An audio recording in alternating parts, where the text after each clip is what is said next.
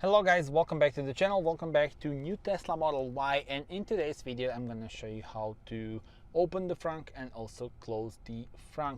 So in order to open it we can just press this. You can also do it within the app, and now we will step outside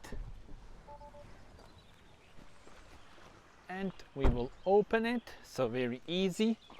Here we are greeted with generous space, as you can see, plenty of room. And now how to close it. So it's actually pretty easy.